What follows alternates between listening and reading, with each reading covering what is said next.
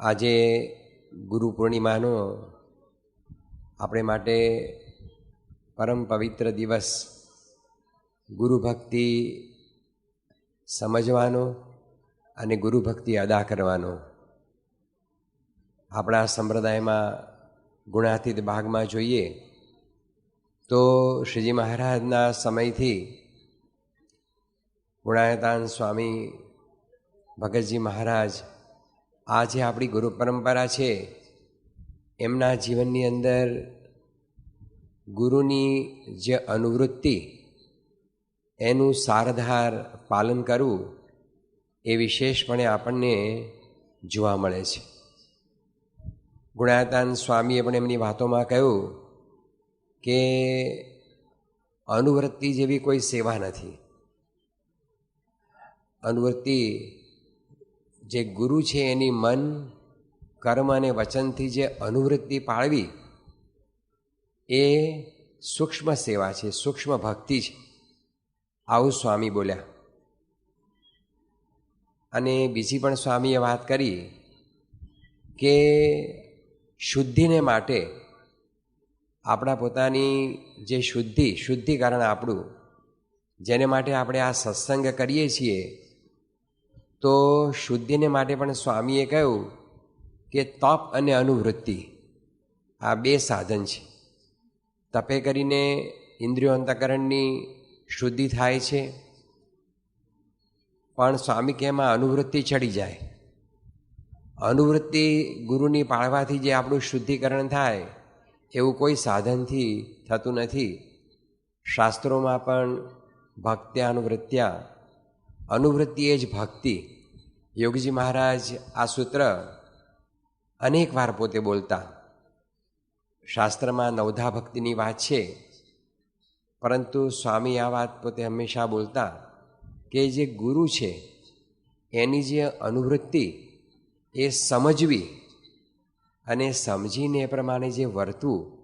કારણ કે ગુરુની અનુવૃત્તિ સમજવી એ પણ સામાન્ય વસ્તુ નથી.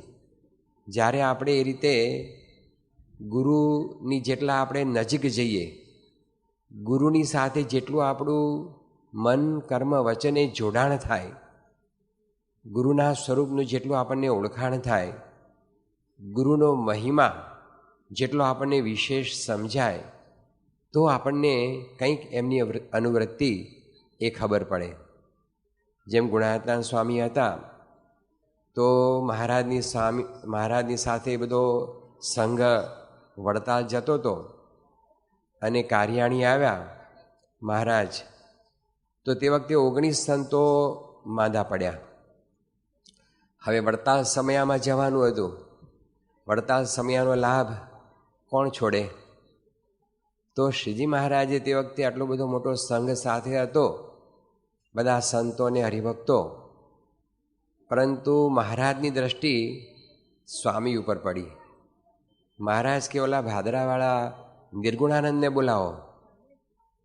અને સ્વામી પધાર્યા અને મહારાજે કહ્યું કે આ બધા બીમાર પડ્યા છે.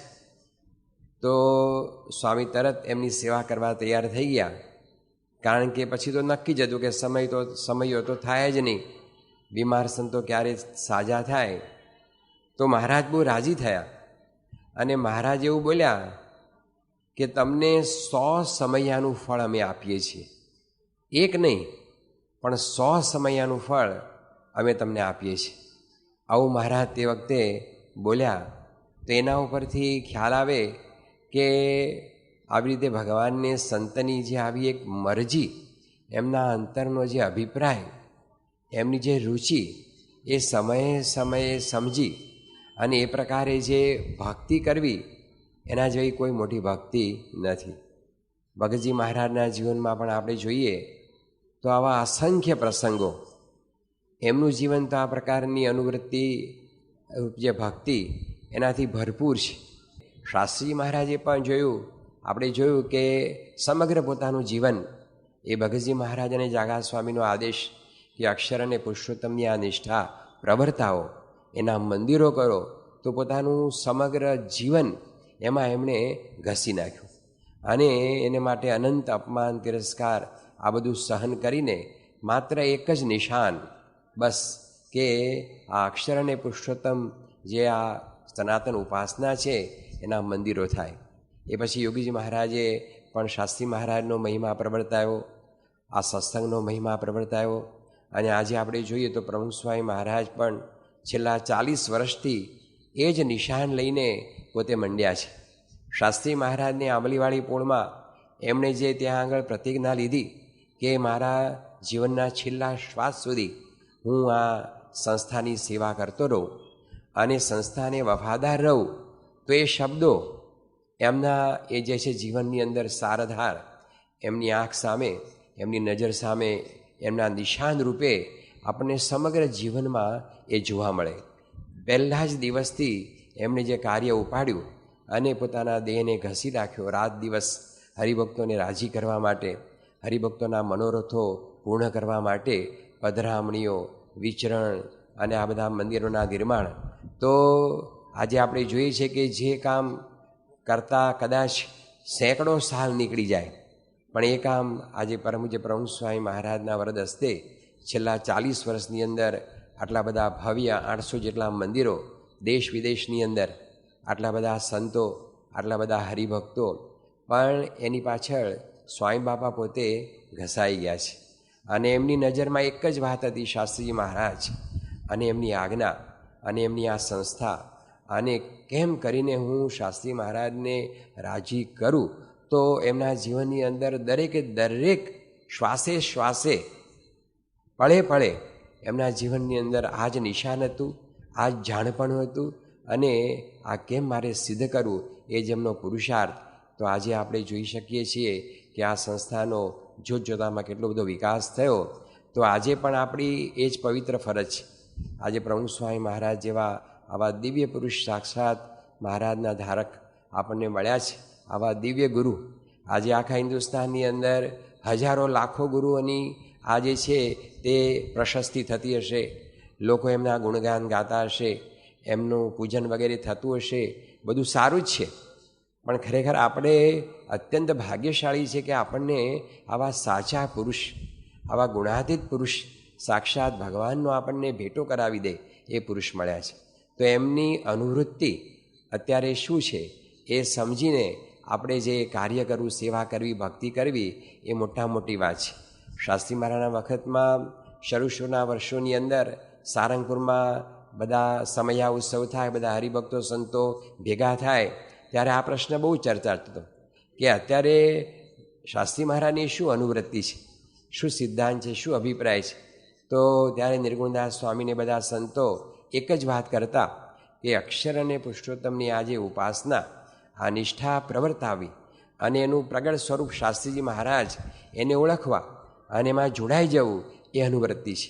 એમ અત્યારે પણ પ્રમુખ સ્વામી મહારાજનો જેટલો મહિમા આપણને સમજાય, જેટલા એમના દિવ્ય ગુણો એનું આપણે એ રીતે સ્મરણ કરીએ અને એ ગુણોને આત્મસાત કરવા માટે આપણે એ રીતે એમની અનુવૃત્તિમાં વર્તીએ, એમની રીતે ભક્તિ કરીએ. જે શરૂઆતમાં આપણે કહ્યું ને કે આ અનુવૃત્તિ જેવી કોઈ મોટી સેવા નથી, એના જેવી કોઈ ભક્તિ નથી.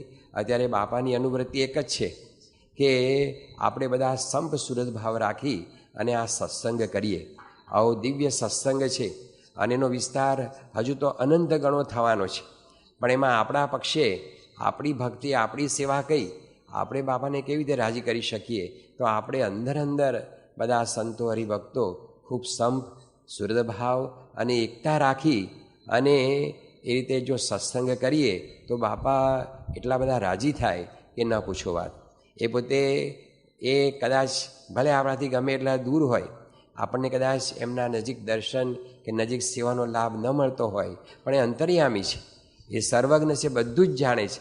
આ કોણ કયા ખૂણાની અંદર કઈ રીતે સત્સંગ કરે છે અને એમને રાજી કરવા માટે એમની આજ્ઞાનું પાલન કરે છે, એ બધું જ એ જાણે છે, જુએ છે.